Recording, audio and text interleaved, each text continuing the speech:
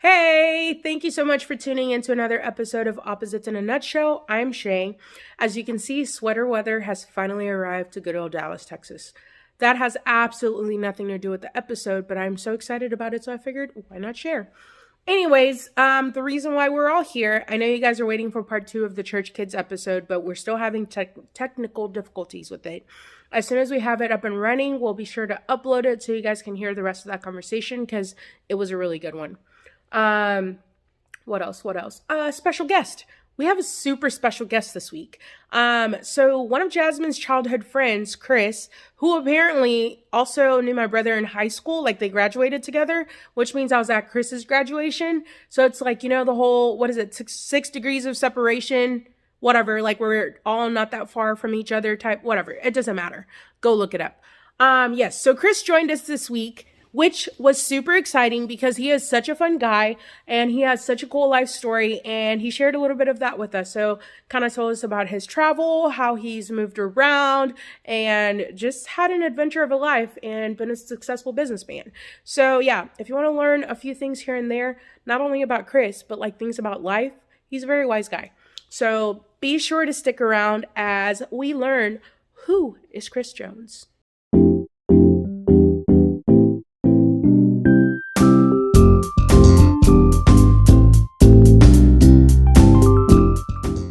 Welcome back to Opposites in a Nutshell. I'm Jasmine. And I'm Shay. And today we have a special guest. This special guest that we have on today, you're definitely going to want to follow him on all the socials. He is here to drop some gems, tell us a little bit about himself. And I've actually known him almost my whole life, like literally from the womb. We could tell that story. We've lived in the same city, moved away, came back to the same city. And I'm just really, really happy to have one of my good friends, Chris, on the podcast today. Thanks for joining us. Yes, and I also just want to mention that you should feel extra special because this is the first time we've had a man on the pod. Oh, wait, minus the siblings. Right, we had But yes, outside of our siblings, you're the first male that we've had on the podcast, so welcome. Good job. I appreciate you guys for having me. Yeah, for sure. So we'll start with something really basic, really easy. Tell us a little bit about maybe your family background. Are you one of 4, one of 10? Tell us a little bit about your family background. Yeah, so I have 2 siblings, 2 sisters younger. I'm the oldest. Are you guys the oldest? Yes. Oldest? I'm in the middle. In the middle. Yeah, I'm in the We middle. don't count, but it's Yeah. Yes, Being the oldest child, I mean, it's just interesting perspective. But yeah, so I'm the oldest. I was born and raised in Dallas. Grew up in Allen. So most of my time has been spent here. I moved around, Austin, Houston, things like that. Growing up under the tutelage of like my parents and a background of being a pastor's kid, that definitely is a different perspective to touch on. But yeah, I mean that's a little bit about my background with my family. nice. So I know we said we're starting super basic, but what are some things that you like to do for fun? Because, I mean, this is the getting to know Chris episode, so we got to know everything, all the things. The whole checklist, the rundown. Absolutely. So for fun, that's a great question you asked because I think for me, I had to identify that whenever I was in Houston. Moving there, I was living on my own. And when you live on your own, I think that's when you have to really identify what it is that you like to do and want to do. Because, I mean, you got all the time in the world.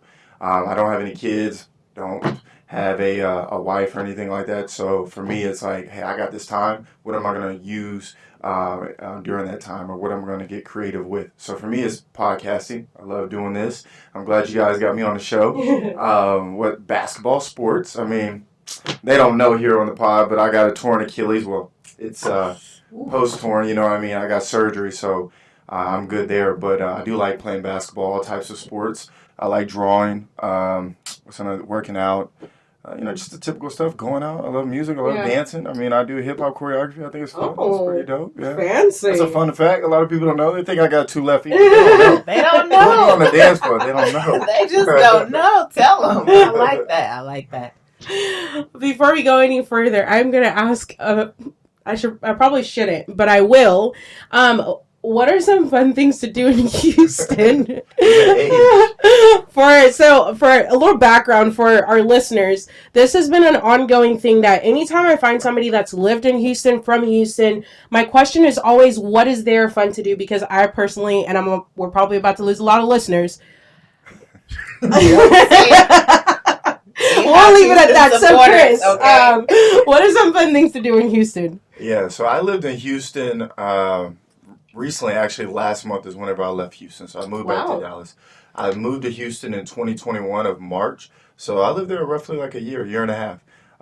Houston is great for some things, and other things it's like you need to watch your corners. You know what I'm saying? Yeah. Be on your P's and Q's. So I lived downtown in Houston. It was super fun. So the fun things to do were like Astros games. Like those games were amazing. Yes. Like culture. Yeah. That's what Houston is known for. I feel like their culture is amazing. So for people that are, what should I say the word for? Ethnicity, like just a mixture of different cultural backgrounds. Houston is where you get that feeling of like that sense of belonging, that sense of like being if to be with all different races and feel like you guys are just bonding over anything. So for like Astros games, Rockies games, if you like nightlife, it's very cool there. I think the museums are amazing.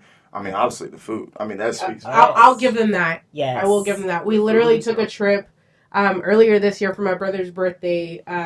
We did a turnaround trip for the food. Yeah. So we're like, we're just going to go and do a foodie tour. And we failed miserably because we had like a list of maybe like 5 different restaurants. We're like, we're just going to hit up all these different places. Right. We'll have an appetizer here, share an entree here. We got to the first place. Everybody forgot about the plan because we're all starving.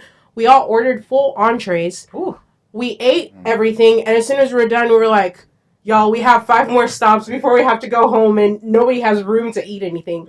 So, yes, food, I will give them that. Yeah. Yes. They definitely crush every other city in Texas when it comes to food. Like, I mean, they got every type of food.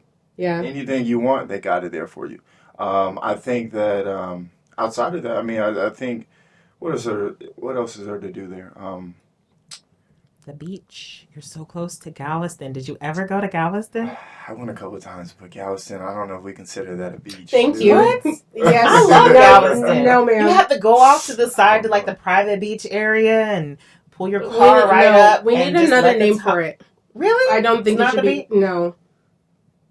If you can go out on a boat, right, and you're out there, and it's relaxing. It's a beach. It's the Rockies next to a body of water. Hey, listen, it's what we have in Texas, okay? I mean, there's Lake Jackson, I feel like. I never went, but I heard a lot of good things. Yeah. Like, that's the place to go if you want, like, seclusion, you want privacy, and you want it to be, like, I guess cleaner or nicer. Because, Galveston is kind of like, the water isn't so visually appealing. That's true. You know what I mean? So, but yeah, Houston has a ton of different stuff to do. And I think that the reason that I enjoyed staying there was definitely about the culture. It was a sense of belonging. But then there's a con to Houston. It's a little ratchet. It's a lot ratchet. We love the ratchet. Yeah, you know what I mean? But not every day. Yeah. That's funny. What were you going to say? I don't know. It's Houston for the culture. Mm-hmm. I think that because it's so much of a melting pot, you get a lot more culture than here. Mm-hmm. It's just very separated. Like, there is culture here. It's just separate. Everyone stays in their own little boxes. In Houston, people mingle together. And that's one thing I like about Houston. Absolutely. And yes, Astro games are a lot of fun. Ranger games are a lot of fun too, but Astro games are I just went to a Ranger stadium. The first time going to a new one. Ooh, the new one is nice. Ooh, that stadium dope. You don't have to worry about turning a different shade because it used to be in Arlington. You go to a Rangers game, you come out like 3 shades darker. But now it's closed in and it's air conditioned and like everything. Oh, that's nice. Yeah, the new Ranger stadium is nice. Okay, so I'm nosy, and you don't have to answer this question if you don't want to. But why did you move to Houston?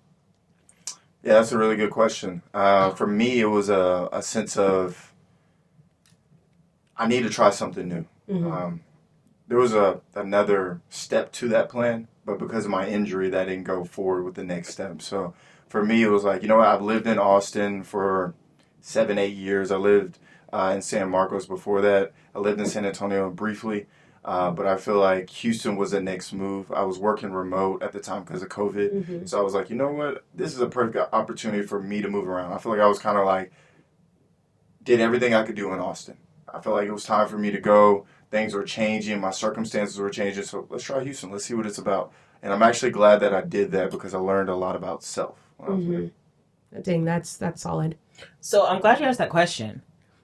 Would you say that is something that in our 20s or 30s that we need to do to maybe get out of where you currently are living and move somewhere else? I mean, if you have the ability, you don't have anything tying you down, do you feel like that's something like, oh, I definitely need to do this now because in 10, 15 years, you may not have that ability? I've always felt like I don't want to just stay in one place because there's so much more I can learn about either other cultures, other people, or just can I handle it on my own, right? Yeah. Just taking that risk. Do you feel like it was a good move for you to just say, yeah, I needed to do that? And would you encourage maybe another 20-year-old coming behind you to like, yeah, man, let's just take a chance, go do something like that? Yeah, absolutely. I think for me, it definitely worked out for me in making the Houston move. But even before that, like if I had to think back like to 18, 19 years old, I was coming back from Tyler Junior College. So my first year I went there. I came back home to Collin College, finished up my associates, and then from there I had to make a decision. It was like, do I go to UNT or do I go to Texas State? Those were my final two options. At that time, I was in a different space. Where I am now is not where I was at previously. So for me, it made sense of like, I need to get out of this circumference of like comfortability or just being comfortable around people. The people that I knew weren't necessarily the best network of people that I should have been around. And making that decision, I mean, I networked and just met a lot of friends. You know, college is definitely where you meet lifelong friends typically. And I think that was the best decision I ever made. I always say that to everybody I talk to, like going to Texas State was the best decision because I was able to get out of my comfort zone. And whenever you get out of your comfort zone, it's that level of like either you're going to float or you're going to sink, you know. And I felt like for me, it was an opportunity for me to really, again, go back to knowing who I was, finding identity, what do I like to do. You know, there's so much more in the world.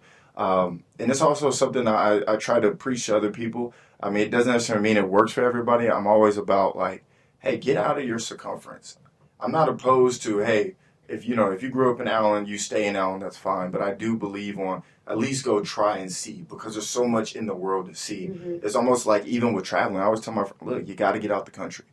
Being in the country domestically fine is great, but getting out the country, you see a different world. Yeah. And you guys can attest to that. Like if you've been out the country, you just know like it's just a different place where things are run differently than the United States. And that also breeds knowledge, which is huge for me, is because you learn so much more. And if somebody's an active learner, then they have a curiosity to find and go to new places. Yeah. Solid. We just recently recorded about traveling, and I agree. Or we recently released about traveling. Right. Yeah, but no, definitely can relate with everything that you just said, especially about traveling, because I'm the same way. Anybody in my life, like I'm always big on, you need to leave, like if you've never been out of the country, even if it's just going to Canada, like just get out and see how people live differently, because you can do all the traveling you want within the U.S., but it's almost like there's a slight difference in the way, even just a small move as like Canada, in the way they do life and the way they think about things and all of that stuff. And you would never really be privy to that experience without ever getting out of the country. So yeah, I'm definitely big on that too. Like just encouraging people like, hey, get out, go visit somewhere, you know? Absolutely. Yeah. All right. So, Chris, you said something just a second ago about lifelong learners, the importance of being a lifelong learner as it relates to traveling. But I know you and I know what you do for business, but can you tell our listeners how does that transition, because you believe so much in lifelong learners, tell us about how that transitions into what you do for business. Yeah, I think just, having an inquisitive mind, I think somebody that is like that, it's natural for you to want to find more out about life. I think that's just the natural flow. I think a person that always is on the move to learn more every day they're always searching for answers. Now, the answer it really is dependent upon what you're looking for. There's so many different areas of life.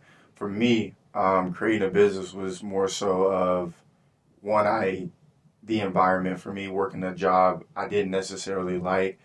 I had to figure out another way to do something that every day I woke up like, okay, I want to move forward, I want to push forward, I want more out of life, and that job just wasn't it. So creating a business gave me that opportunity to wake up aspired and really wanting to obtain more in life.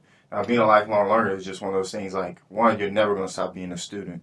And I think to be a great leader, you need to be a student first. Before you can run, you got to walk. Yeah. And I think that is something that every elevation of life, you got to figure out how you can be a mentee to somebody that can be your mentor. And then from there, the information you get delivered to you, from there, you can now become a mentor to somebody else that would be a mentee to you under your tutelage. So I think just being a lifelong learner, you establish that, you transition it to your business, but then you also transition it to people that are around you. Because as you're growing, the people around you are growing, and vice versa. They should be, what you're giving to them, they should be giving the jewels right back to you. I don't know if that answered your question. That does. No, that's good. That's spot on. I've always heard just stay coachable, stay teachable, because there's always room for growth. Yeah. Absolutely. Which is good. So what's your business? You mentioned business. What do you do? Yeah, so it's an educational company. During the day, I'm a budget analyst, so accounting is my background. So I got my degree in. And then as far as the business, it's educational. So providing tutoring, test prep, professional development, enrichment, after-school programs, things of that nature. That's cool. Yeah.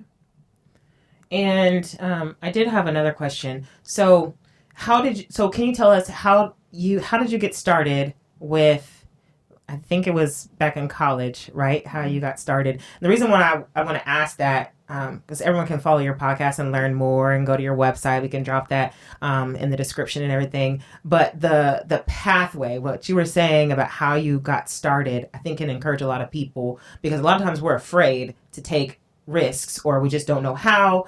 But because I know how, kind of a little bit of your story, man, there's a lot of us out here who have the tools. We either just don't know how to get started, or we're scared to take that first step.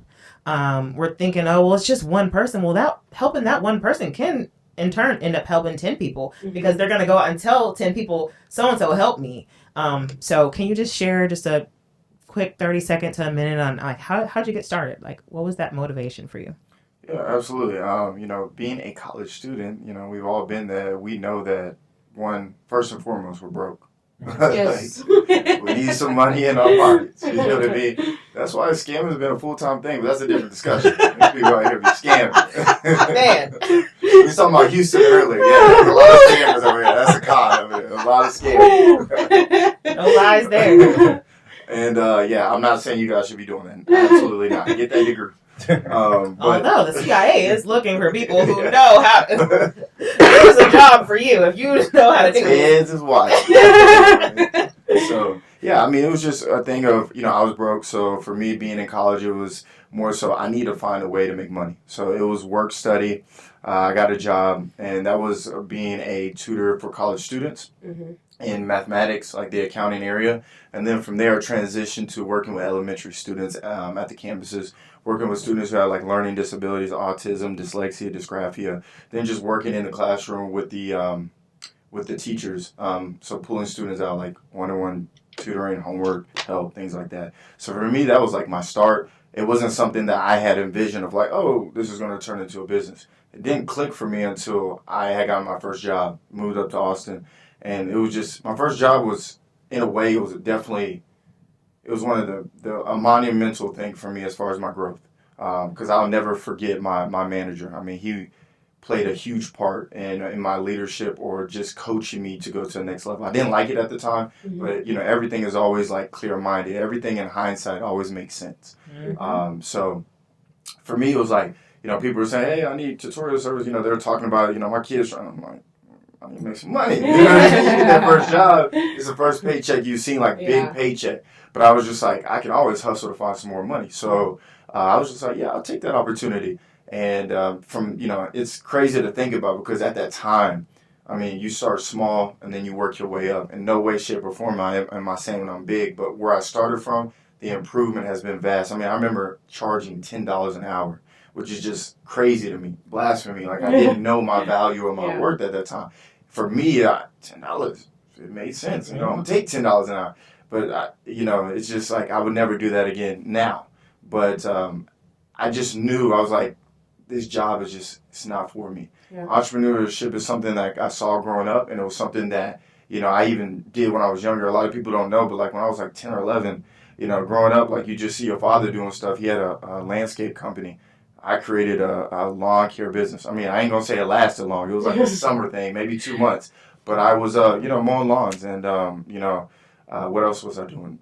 Spraying yards, watering yards, all types of stuff. 10 or 11, bringing out flyers. We actually had to print off flyers and drop them off in front of the doors. I was trying to do a little bit of a hustle, a little one, too. Uh-huh. You're aging yourself. Yeah. The audience will figure out soon enough. But it's funny. I saw like a video and they were like, people would never understand like how it was back in the day. Like windows rolling down, you had to turn the thing to go down. It's just we that old. Yeah. Blockbuster was a thing. We that old. We're gonna talk about it. Listen, so there's a teenager I hang out with at church.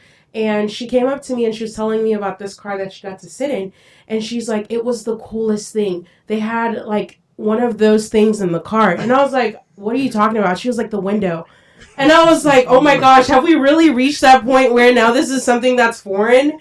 Right. Oh, man. Growing up is so weird. Anyways. But I guess, wait, did I cut you off? Were you done?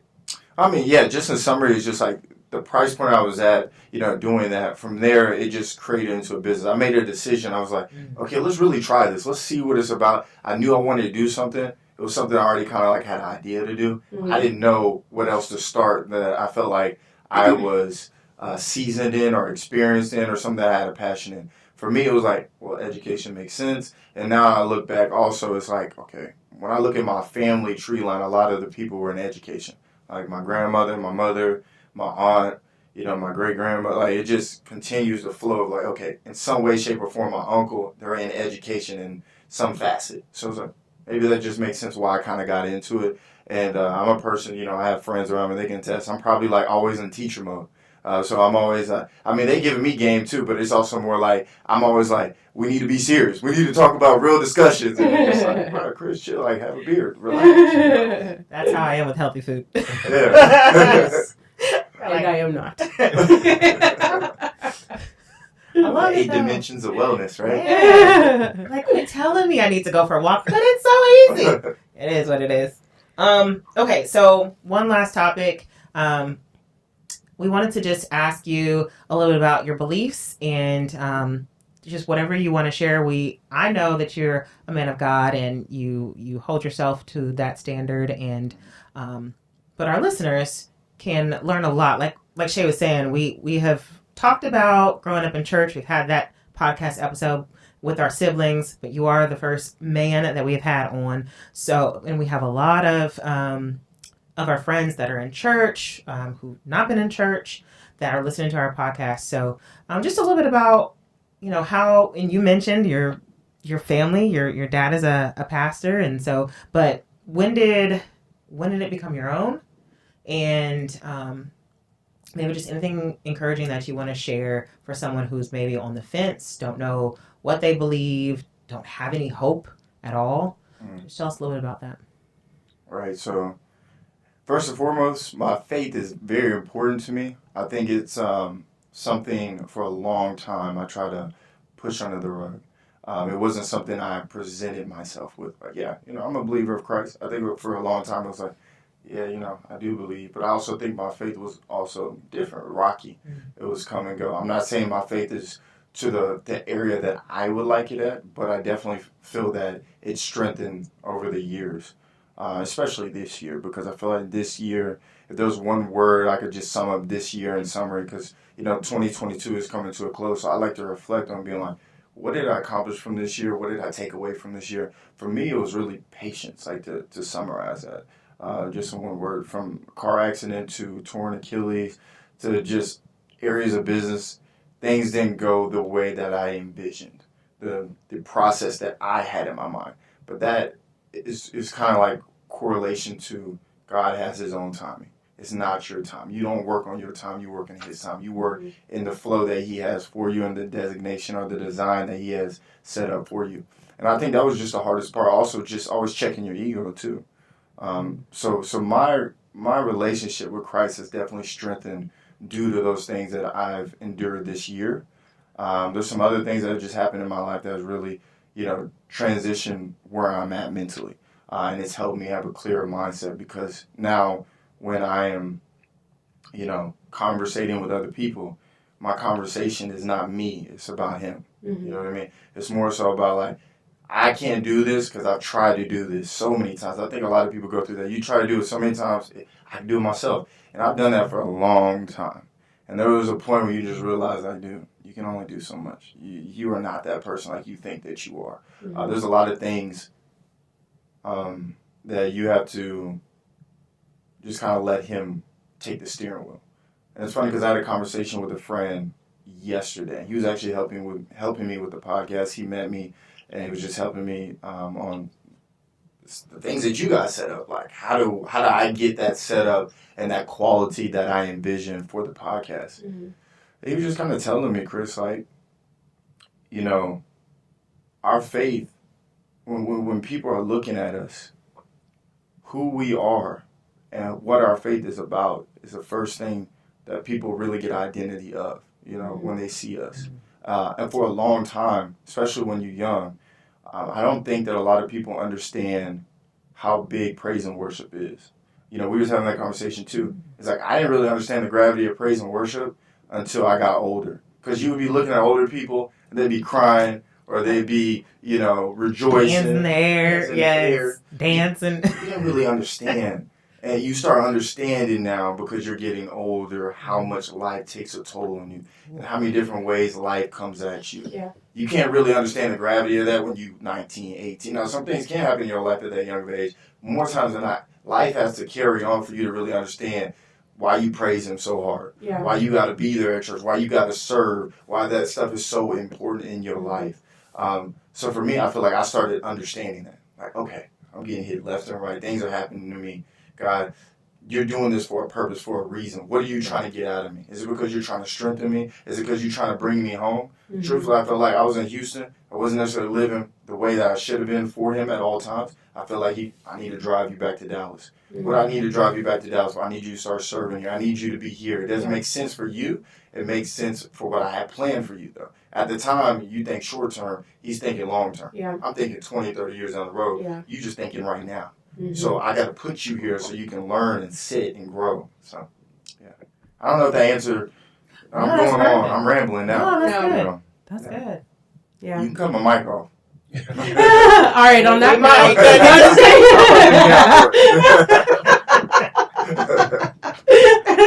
That's funny. No, that is really good. I appreciate you saying that. And I feel the same way. A lot of times it's gratitude. I just recently, shameless plug. I just recently released on Etsy my gratitude journal, and I don't know the link, but we'll put it there. But gratitude, like just being grateful for all of the things.